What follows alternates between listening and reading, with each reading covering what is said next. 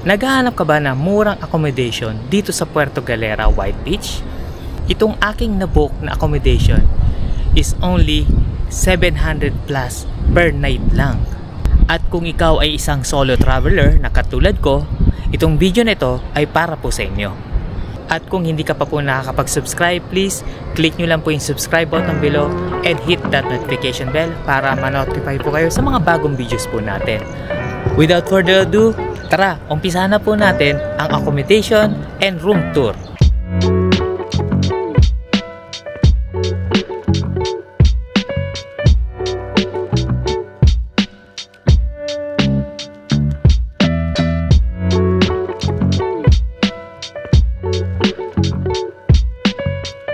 Okay mga kabiyahe, so nandito na tayo sa ating accommodation dito sa Puerto Galera, White Beach.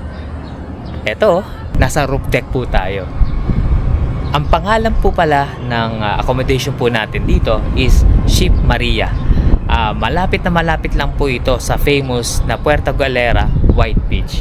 At maya maya, i-walk tour ko kayo kung gaano o ilang meters po from here, dito sa ating pinag-i-stayan, papunta doon sa White Beach.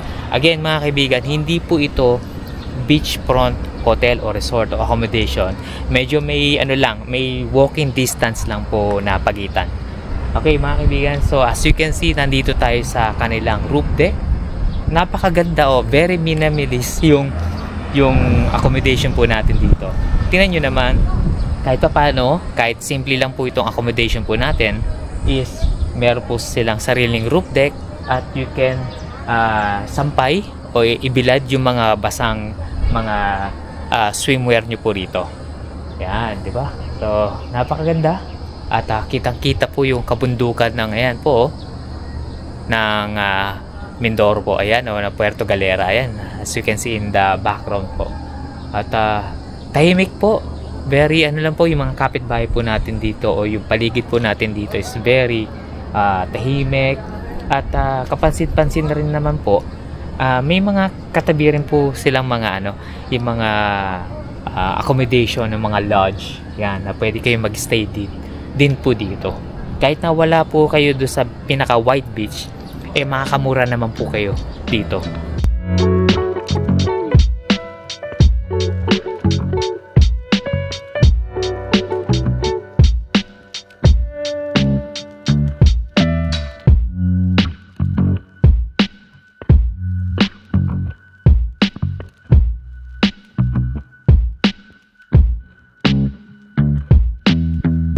Okay, tara, baba naman tayo sa ating room para maitur ko na po kayo doon sa ating room. Tara. So, okay, baba na po tayo. Yan. Ito ang plus dito mga kaibigan. So, may wifi na. As you can see, may wifi. Maraming CCTV camera. At the same time, meron po siyang water dispenser. Ayan. Meron po siyang hot and cold water. Magdadala na lang po kayo ng what do you call this, na lalagyanan o para maglagay ko yan ng tubig. Ayan. Diba? Yung mga ganitong simple gesture na may ganitong water na malapit lang po sa room po ito. Ang room ko pala is room number 8. So, ayan lang po yung water dispenser. So, tara, pasok na tayo. Okay, tara, pasok na tayo. Yan. Okay, wow. Sobrang lamig. So, nandito na tayo sa ating accommodation for 3 days, 2 nights dito sa Puerto Galera. As you can see, ito, tingnan nyo naman. Diba? Hindi siya ganun kalaki mga kaibigan, pero tingnan nyo naman. Sa nakikita ko pa lang, hindi pa ako masyado nag-iikot-ikot dito sa room, pero sa nakikita ko, talagang worth it yung binayaran po natin. At kompleto naman. Okay, umpisahan na po natin dito mga kaibigan, mga kabiyahe. So, meron tayong TV. Okay, meron tayong bunk bed. Ito, tingnan nyo, kung dalawa po kayo rito, tig-isa po kayo ng higaan. Sa taas, sa baba, At ito ipakita ko sa inyo. Ito-turn ko lang yung camera. Ito yung bunk bed po natin. Pwedeng matulog yung isang kasama mo rito at dito sa baba. Ayan. At may kumot. Ayan. May towel na rin sila provided. Ayan. At may mga upuan na rin. On this area, pwede kayong maglagay ng mga gamit. Pwede kayong kumain dito. Ayan. Ito yung nagsisilbing lamesa nyo po. Ayan po yung remote. Ayan. May provided na rin silang tissue. Ayan. Ayan o. Bathroom tissue. Tsaka ito. Yung mga simple na ganito na toiletries. Ayan. Tingnan natin kung ano itong mga toiletries na bigay ni Ship Maria. Ito yung mga toothbrush. Ayan, toothbrush, toothpaste, at saka ano to, parang cotton buds. Ayan po. Diba? Yung tubig, ito po yung binili po natin sa sa Batangas Port. Ayan. Ang ganda. So, ito yung bunk bed po. Ayan. Tingnan nyo naman itong yung bunk bed po talaga nila. Semento mga kaibigan. Semento. Hindi siya kahoy, hindi siya plywood or something. Semento. At ito, pure bakal. Steel. Ayan, Ayan. Tingnan natin sa taas. Tingnan natin. Oh, di ba? Di ba? Ayan po yung isang higaan po natin dito. Okay, may outlet na rin po doon. Yan, in case na gusto mo mag-charge ng yung kasama mo rito sa kwarto. Yan, pwede siyang mag-charge dyan. May sarili siyang outlet. So, tara baba tayo. So, dito naman, so ito, nabanggit ko naman sa inyo, meron na po tayong TV. And, puntaan naman natin itong restroom o UCR. Diba? Oh, yan laki! Oh, tingnan nyo.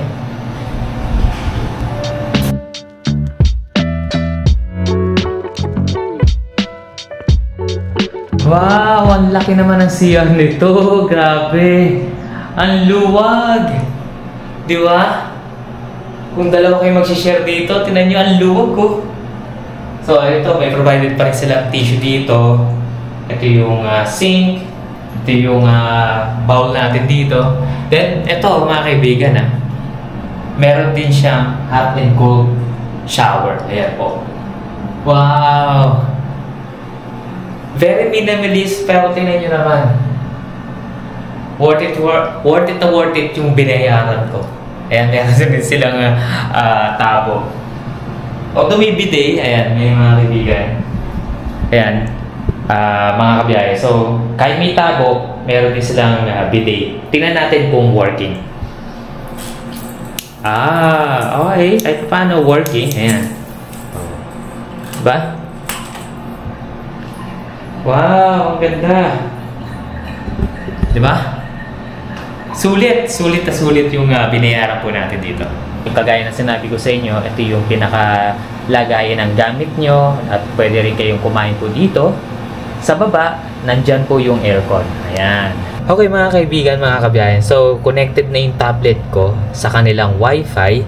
Check naman natin yung download speed kung gaano siya kabilis. Ayan. So, connected na tong tablet ko. Check naman natin. Ayan. Converge. Converge pala sila. Tingnan natin. Siguro, sige, exit na lang natin yan. Press na natin yung go.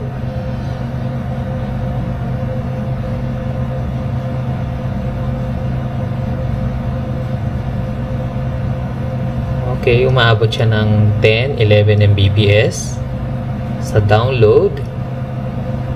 So, yung upload naman natin. Okay. 10, 11, 12, 13 Mbps.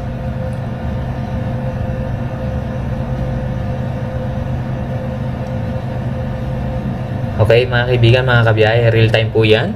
So, download speed po natin dito is 11 Mbps. Ang upload po natin is 13.3 Mbps. Okay, not bad naman po ito para pag-check ng mga emails, Facebook, ayan po. Okay, nakalock na. So, baba na tayo. Nasa second floor ako eh. Ay hindi, third floor pala to. So third floor na pala. Ito yung second floor.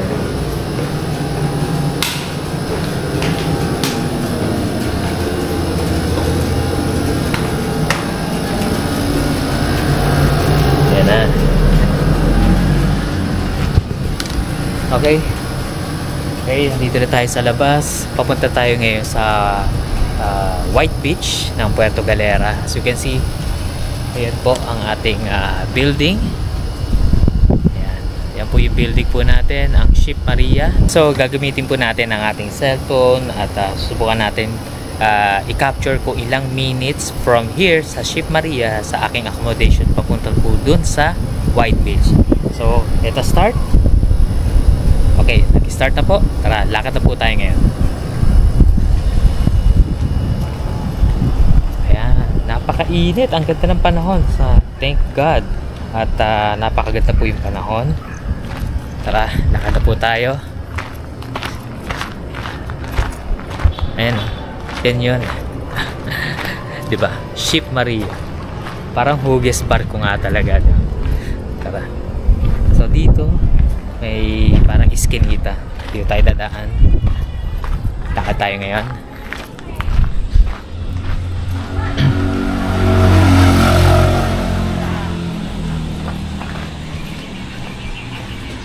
Dito meron din siyang kainan din, oh. Ayan, meron mga solid tipid meals. Ayan, mga grilled. Ayan. Ayan, meron din ditong accommodation dito. So dito nagbebenta sila ng fruit shake. Ay po, thank you po. Babalik po, titingnan ko po. Babalik po ako. Thank you. Ayan, tingnan nyo. Ito yung mga menu nila. Meron silang classic hotdog, 79. Classic coated potato, 89. Ayan. So ito, dito pa lang sa labas may mga menu na po sila. Ang pangalan po ng food stall o parang restaurant nila rito is Good Delights. Ayan, Good Delights. So ito po yung mga price po nila. Ayan. So tara, lakad ho tayo.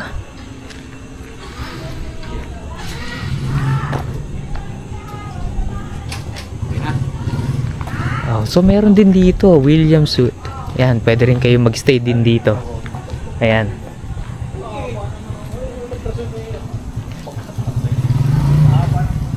Marami no?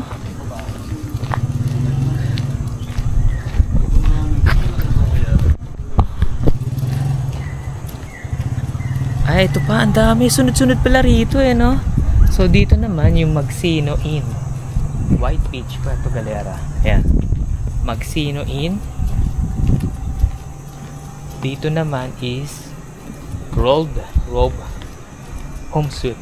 Ito po, meron din. So meron din ditong Vlance Place. Meron din.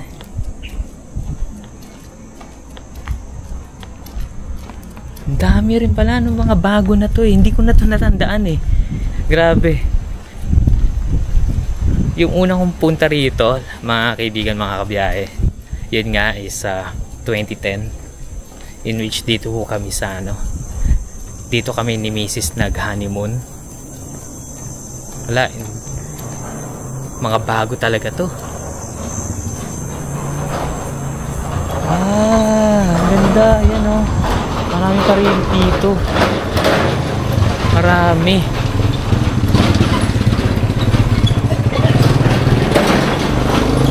Ayan At kung kayo'y marunong magmotor at pwede, marami po wala rito mga motorcycle rental. Yan. Sa mga mahilig magmotor at gusto nyo ma-explore itong napakagandang place o napakagandang lugar ng Mindoro. Yan, motorcycle po talaga ang para sa inyo. So dito naman yung MJD Logging In. So dito MJD Logging In. Ayan, meron din pula rito. Ay, ito na yung si Jewel. So dito kami nagstay. Ayan, ito yung si Jewel. Yan, dito kami nagstay ni Mrs. last 2010. Ay, ibang-iba na. Grabe, ibang-iba na. Hindi ko na ma-recognize ah. So, ito yung Sea Jewel. Check nyo rin po yan sa website nila, tsaka sa Agoda. Meron din po sila yan. Meron din po sila sa Agoda. Yan, The Island Bliss Resort. Ito. Yan, sige. Maya na lang natin tingnan yung mga resort dito. Since nakaset po yung cellphone natin for 4 minutes. Kung ilang minutes po ang pwedeng lakarin papuntang famous White Beach. Ito, naglalakad pa rin po tayo papuntang White Beach. Yan. Natatanaw-tanaw ko na at ilang minutes na lang o ilang metro na lang. Malapit na po tayo sa White Beach. Ay, ang ganda na. Ang ganda na dito ah. Wow, ito yung Mangyang Grande. Nakakamangha na. Grabe. Ang dami ng pagbabago dito. Ang dami ng resort. So ngayon, sobrang tahimik dahil kasi alanganing oras. Almost 12 o'clock pa lang. O past 12 na tanghali. Kaya walang masyadong mga tourists. Siguro pagdating natin sa beach, nandun yung mga tourists. Ayan na. Ito na ang White Beach. Ito, pakita ko sa inyo.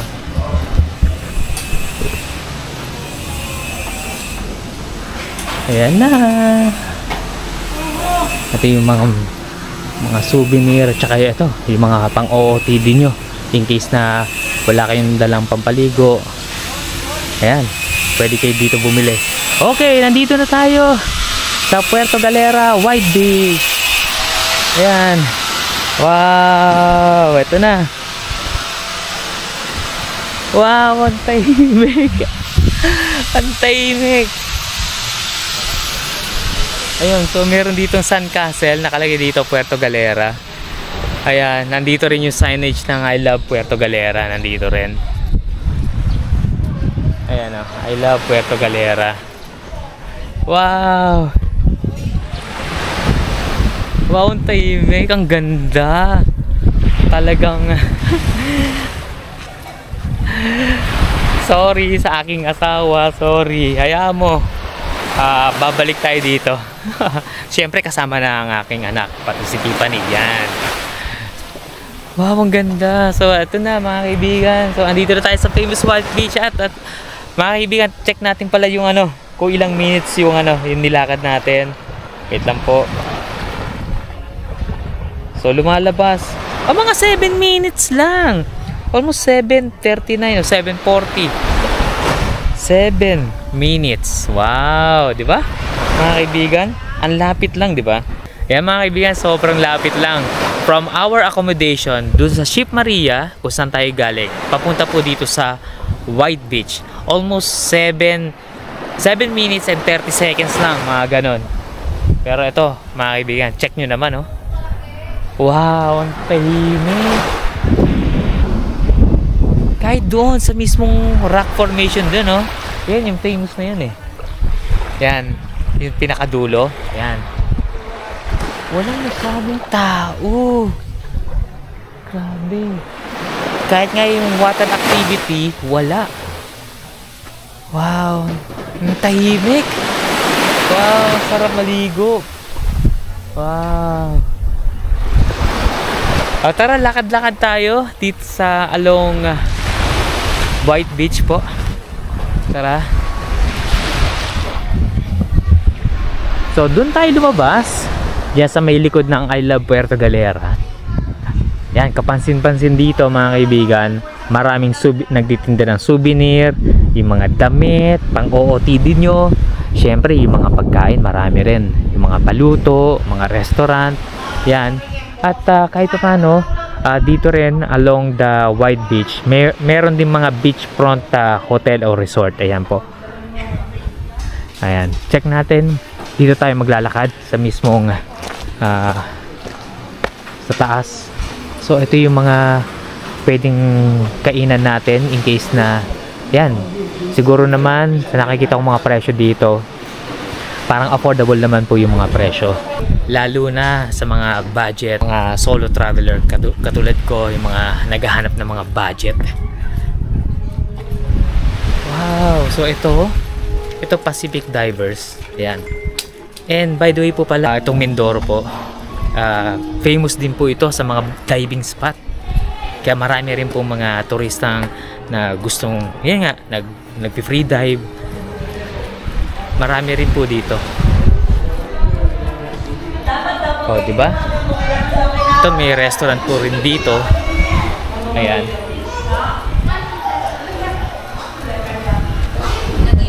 At mga kaibigan, marami pa rin mga murang resort dito. Sa mga ito, yung mga alleyway, yung mga papasok, marami po dyan. Yun nga lang, tiyagaan lang po kayo na maghanap. Kasi pwede naman dito sa Puerto Galera, mga kaibigan, kahit wala ka pang reservation, hindi katulad ko kasi nakakuha na po ako ng accommodation via Agoda, pero pwede naman kayo mag-walk-in dito. Basta ganun pa rin, pagdating naman ho doon sa Batangas Port, pupunta lang ho kayo doon sa mismong tourist lane. Sabihin nyo lang po na wala naman po kayong accommodation yet, na dito kayo maghahanap, pwede naman po yun. So from here, marami naman po kayong mga resort na yan, sa mga gantong alleyway. Tiyagaan lang. So dito yung souvenir shop dito sa area na to. Ayan, wala pang masyadong tao. Ayan. Tas dito naman, ito, medyo maganda tong stop na pwedeng kainan, parang gimikan. This one, yan, ang ganda. Ang pangalan pala nito is dito, ito, Ugat. So ito yung breakfast at Ugat. Ayan, ito yung mga mains po nila. Ayan, screenshot nyo lang po para makita nyo po yung mga presyo. Yan, nagre-range lang ng mga 350, 420. Yan po, Ugat. So medyo tahimik pa itong White Beach po natin, pero mamaya yes, alive na ito mamayang gabi. So ito naman po ang Bathala Bar or Restaurant. Hello sir. Ayan. Hi sir, looking for lunch food after sir. Ayan. Sir, with delicious food with free only water sir. Doon po sa seaside. Yes po. We Okay have also po. delicious food also for sharing. And also we have avocado shake, mango shake with body shake. A shake with free only water. Okay, sige, we will check naman sir. Okay. Thank you sir. Thank you po. Ayan, no. Okay, kung gusto yung mga lunch or dinner buffet, yun, doon po sa taas. Ayan. Very friendly yung mga tao dito. Syempre, sa mga naghahanap of very budget na meal, meron din po ditong Chooks to Go. Chooks to Go. So ito yung parang food park nila, no? Food trip, itong area na to. Okay, balik muna tayo sa mismong sa accommodation. Medyo mainit pa. Parang pasado pa lang 1 PM. Siguro balik na lang tayo mga around 4, 5. Dahil kasi mga ganong oras nandun yung magiging alive na yung White Beach. Kasi konti pa lang yung tao eh. So tara, pahinga muna tayo. Ayan mga kabiyahe, so ayan, napakita ko na sa inyo ang famous White Beach dito po sa Puerto Galera. Sinubukan po natin na gamitin ang ating cellphone para i-measure po kung ilang minutes po ang walking distance from here dito sa aking accommodation na ang pangalan po is Ship Maria papunta po doon sa White Beach. It took 7 minutes and 30 to 35 seconds po. Ganun lang po siya kalapit lang po. From here, papunta po dun sa White Beach. Naglakad rin po tayo kaunti dun sa White Beach at medyo kapansin-pansin nga na hindi pa po siya ganun ka-alive. Siguro maya-maya mga 4 or 5, yan, maglalabasan na po yung mga turista, mga locals, dahil kasi magsiset up na po sila maya-maya konti yung dinner naman. Nabook ko po ito sa Agoda sa price na 774 plus lang. So, per night po yan mga kaibigan ha. Ilalagay ko na lang uli dito sa screen yung pinaka-actual breakdown po kasama po yung tax. Kaya, total na nabayaran ko is almost 1,900 lang for 3 days, 2 nights. Grabe no mga kaibigan, sulit na sulit. Konting distance lang from here papunta doon sa White Beach. Tsaka, alam mo naman yung mga tao dito very friendly dahil kasi they wave, nagsisay hi po sila habang naglalakad ka dito. At yun, sobrang babait ng mga tao dito. And even po, yung nag-assist po sa akin dito sa Ship Maria, si Miss Cora, ay napakabait po.